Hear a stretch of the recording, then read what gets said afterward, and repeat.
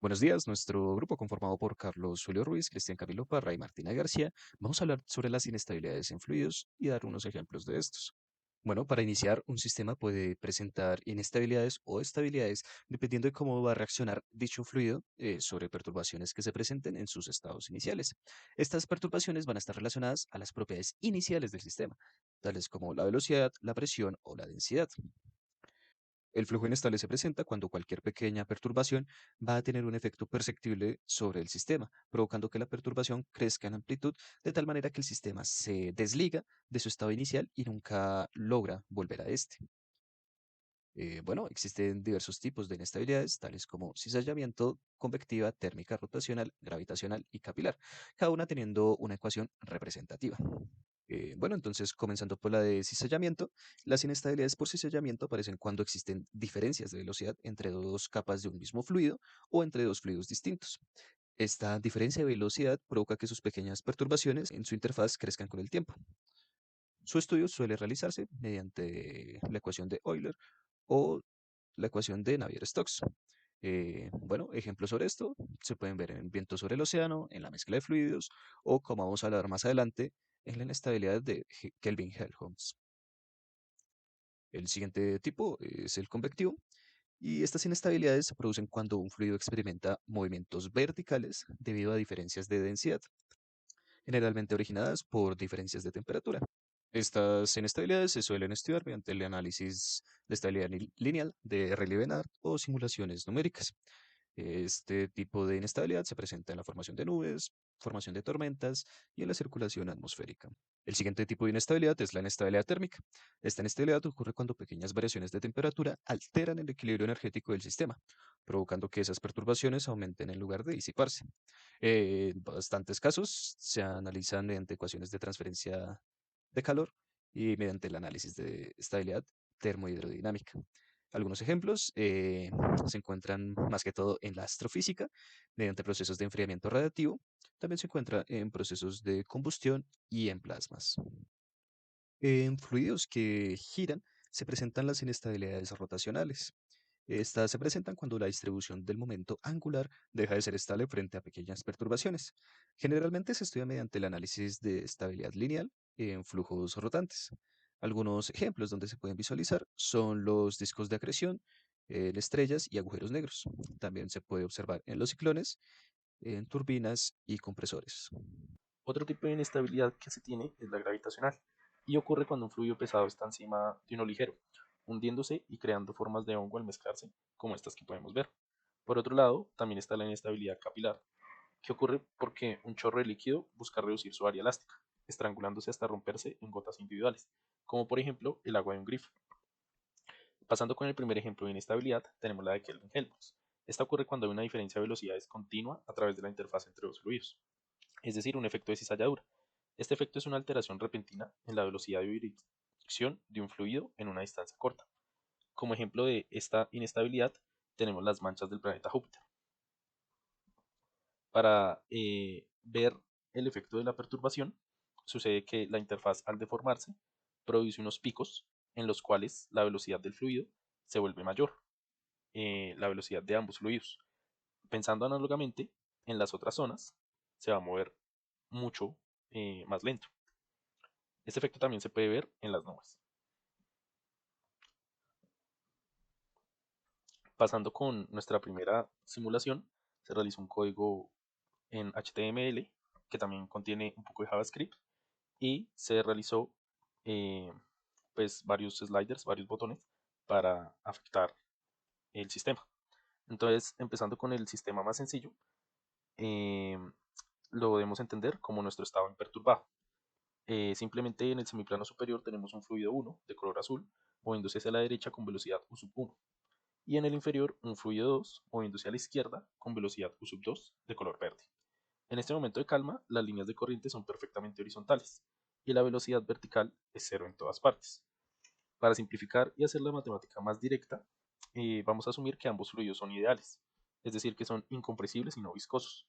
Tienen la misma densidad ρ, como podemos ver, ambas están en 1 de momento y se mueven a velocidades opuestas. Generando una pequeña perturbación, vamos a aumentar la amplitud y la interfaz se está convirtiendo en este momento en una onda senoidal. Matemáticamente, la posición de esta onda se describe como eta de xt igual a eta gorro con esta exponencial, donde k es el número de onda espacial y omega es la frecuencia angular. Para este contexto específico, eta gorro significa una variable que representa la amplitud inicial, que es la misma que se observa para este slider y es la misma que se refleja aquí. Como el fluido es incompresible, es decir, que la divergencia de U es igual a cero, rotacional, podemos usar flujos potenciales y modelar todo el sistema usando la ecuación de Laplace. Entonces, podríamos perturbar un poco más el sistema dándole más cantidad de partículas en ambas partes y generando más velocidad en direcciones opuestas. Y podemos observar que eh, para resolver esta ecuación de Laplace necesitamos conectar el movimiento del fluido usando dos condiciones de frontera. La primera es una condición cinemática, que son pues que las partículas del fluido que están pegadas a la interfaz, más pegadas, ya no pueden moverse en línea recta, sino que tienen que seguir la forma de la onda. Esto significa que la velocidad vertical del fluido debe ser igual a la derivada material de la posición de la interfaz. Y la segunda condición es dinámica, es decir, que la presión tiene que ser continua a través de la onda.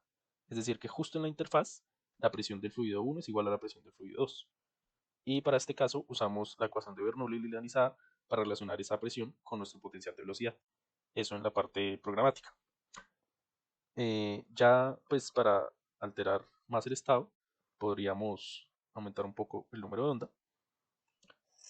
Y aquí ya podemos ver que aparecen combinaciones entre los dominios de las partículas. Es decir, que las partículas azules llegan ligeramente al dominio de las verdes y las verdes al de las azules.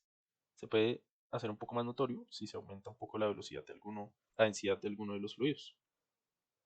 Y si se altera un poco más el número de onda. Volviendo con la matemática, pues simplemente aplicamos esas condiciones en la ecuación de Laplace, obtenemos esta ecuación cuadrática, llegamos a esta solución, que es más o menos I KU. ¿Y esto qué significa físicamente? Pues como el resultado es un número puramente imaginario, la perturbación no simplemente oscila, sino que también crece exponencialmente en el tiempo, como era la KUT. Y ese crecimiento descontrolado es el que se observa como inestabilidad. Si quisiéramos devolvernos y hacer estable el sistema, lo podemos hacer activando la gravedad, haciendo un poco más notoria la diferencia entre densidades de los fluidos, mmm, bajándole a las velocidades respectivamente, y ya podemos indicar que nos genera estabilidad. Cuando está en rojo es inestabilidad, cuando está en verde es estabilidad, ese texto. Incluso aquí también es estable. Bueno, pasando para la otra simulación que se realizó también, HTML junto con un poco de JavaScript, pues este sí genera un poco más de vórtices. Pero en este lo que nos interesa es ver el cambio de velocidades. Entonces, como pueden ver, se están compartiendo dominios nuevamente gracias a una generación de vórtices. Pero en este caso, pues podríamos ver que el enrollamiento sucede de izquierda a derecha. En caso de que lo quisiéramos hacer de forma invertida, pues se podría hacer cambiando justamente la dirección de las velocidades entre los fluidos. Es decir, si este va hacia la izquierda y este hacia la derecha, como es el caso, se genera el enrollamiento de esta forma. Si fuese al contrario, pues sucede lo que pasó inicialmente. También encontré otras formas de simulación que se ven un poco mejor. Bueno, otra inestabilidad en los fluidos va a ser la de Rayleigh-Plateau, la cual se presenta en los chorros o hilos de fluido y, pues bueno, cuando estos sufren de perturbaciones oscilatorias, que van a ser usualmente senoidales. Estas perturbaciones se van a ir acumulando a lo largo del tiempo hasta que el chorro se separe completamente o parcialmente en gotas, claro, cumpliendo la condición de inestabilidad. La simulación que se muestra actualmente es mediante el método de Monte Carlo y realizada por el doctor Lars Roch. Bueno, la ecuación principal que rige a esta inestabilidad es la ecuación de Young-Laplace, que relaciona la presión capilar con la tensión superficial sigma y con la curvatura kappa. Esta ecuación se va a aplicar sobre un cilindro, como ya se ha mencionado antes, como un hilo, de radio R mayúscula. al cual se le van a presentar perturbaciones sinusoidales con una amplitud epsilon. Esta amplitud va a ser bastante menor que el radio del tubo. Bueno, al aplicar la ecuación de Euler y la de continuidad, se llega a la relación de dispersión, siendo esta de aquí. La condición de inestabilidad pide que omega al cuadrado sea mayor que cero. Para que esto se cumpla, este término de aquí, k por el radio, debe ser menor que 1, donde k es el número de onda. Expresando el número de onda en la longitud de onda, nos queda la condición de inestabilidad de Rayleigh y Platón, donde la longitud de onda debe ser mayor a 2 veces pi, el radio del tubo, para que se presente inestabilidad. A continuación se van a presentar varios ejemplos con distintas longitudes de onda. Entonces, pues bueno, este primero va a ser 2 veces el radio. Como es menor a 2pi veces el radio, entonces no se va a presentar ninguna inestabilidad y las perturbaciones no van a crecer, solo son presentes a lo largo del hilo. Otro caso, 3.33 veces el radio, más de lo mismo, se siguen presentando las perturbaciones, pero no crecen más allá.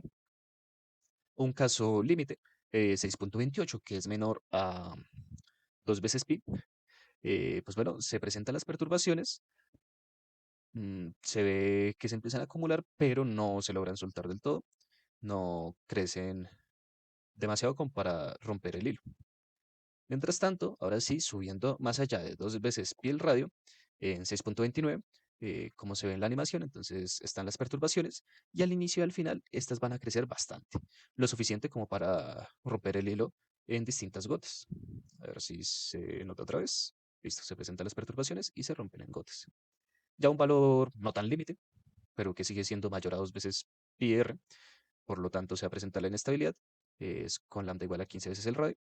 Se presenta la perturbación y esta va creciendo progresivamente con el tiempo, hasta que se separa en distintas gotas. Algo a mencionar es que la velocidad de estas gotas va a depender de la presión capilar, y esta velocidad puede ser positiva o negativa, por lo tanto, unas gotas se van a ir hacia la derecha y otras a la izquierda, como se alcanza a notar. Y como último caso, solo de visualización va a ser 20 veces el radio, que pues bueno, lo mismo, crece la perturbación hasta que colapsa en las gotas. Ejemplos encontrados en la red eh, muestran esta simulación más 3D con un mejor método de animación, que es el volumen de los fluidos. El usado anteriormente era diferencias finitas. Y bueno, en este relaciona las gotas, se pueden ver 3D y también se puede ver la magnitud de su velocidad. eh, Además de tener un flujo continuo que va generando gotas y gotas que se van a ir rompiendo consecutivamente. Relacionado a este ejemplo, se tiene la siguiente animación, que bueno, en realidad es un video a cámara lenta de una jeringa con una aguja que va expulsando un flujo continuo de agua, que va a ser pues este hilo de aquí al comienzo, que va a presentar una pequeña perturbación, que va a ir creciendo con el tiempo, como aquí se ve, hasta que se rompen las distintas gotas que van progresando, más parecido a la simulación que se acaba de ver por el volumen de los fluidos. Mucho gusto, mi nombre es Martina García. Mi compañero ya me presentó al inicio. em, y voy a presentar lo que es nuestro último ejemplo de inestabilidad en fluidos, la inestabilidad de Rayleigh-Taylor. Quise poner la cámara al inicio para saludar, pero ya la voy a quitar porque si no... Bueno, la voy a quitar ahorita más adelante porque si no comienzo a tapar una parte de la presentación. Entonces, pues comencemos. Ahora, la inestabilidad de Rayleigh-Taylor es un ejemplo de inestabilidad impulsado por flotabilidad y gravedad. Aparece cuando un fluido más denso está situado por encima de uno más ligero, como muestra el diagrama. Ahora, quisiera poner un asterisco sobre este está por encima de uno más ligero. Realmente, nuestro requisito para tener esta inestabilidad es que el fluido más denso se encuentre empujando al fluido más ligero, que tenga una aceleración. Sin embargo, típicamente esto lo vamos a encontrar gracias a la gravedad, un campo gravitatorio, por lo que si tomamos como marco de referencia nuestro potencial, básicamente uno está encima del otro. ¿Qué es lo que sucede? Esta configuración implica una disponibilidad de energía potencial de nuestro fluido más denso.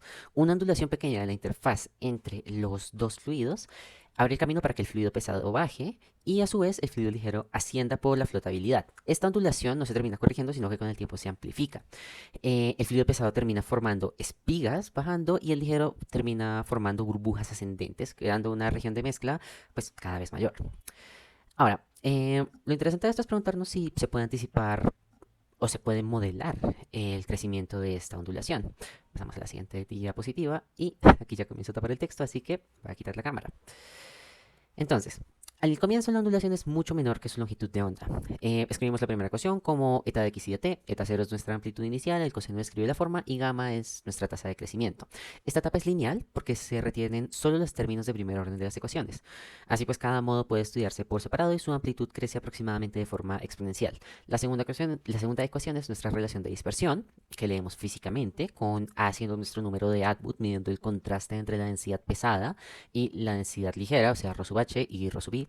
L, perdón, junto con nuestra gravedad G, el número de onda K favorece el crecimiento. Un K mayor representa una ondulación más corta. Ahora, hay otro término importante, nuestra tensión superficial, sigma, amortigua sobre todo las ondulaciones cortas. Importante en nuestra simulación, porque hicimos una simulación, fijamos sigma igual a 0 para aislar la flotabilidad, modo si es viscosidad, no queremos amortiguar nada, realmente. Ahora, ¿qué es lo que sucede? Esto solo funciona al inicio, cuando nuestra ondulación o cuando la amplitud de la ondulación realmente es mucho menor que la longitud de onda. Sin embargo, como este es un efecto que va creciendo, eventualmente nuestra amplitud crecerá hasta igualar la longitud de onda. Entonces, si queremos seguir la evolución, debemos resolver numéricamente las ecuaciones de Boussinesq. Lo vamos a hacer en un tanque dimensional cerrado en nuestro caso. Es una aproximación en la que el contraste de densidad aparece principalmente a través de flotabilidad. Nuestra primera ecuación impone un flujo incompresible. La segunda transporta la concentración C, en donde C igual a 1 identifica el fluido denso y C igual a 0 el ligero. Nuestro término kappa suaviza la transición. La tercera describe nuestra vorticidad omega. Ahora, volviendo a la amplitud, al momento en el que la amplitud se vuelve comparable con la longitud de onda, lo que sucede es que nuestros términos de advección ya no son pequeños. Los modos se terminan acoplando, la onda pierde simetría y aparecen burbujas, espigas y vórtices, que es nuestra fase no lineal. Importante mencionar, en todos los casos de nuestra simulación utilizamos el mismo tanque alto con fluido denso arriba, ligero abajo, paredes impermeables de deslizamiento libre, la misma gravedad reducida y la misma difusividad. ¿Por qué esto es importante?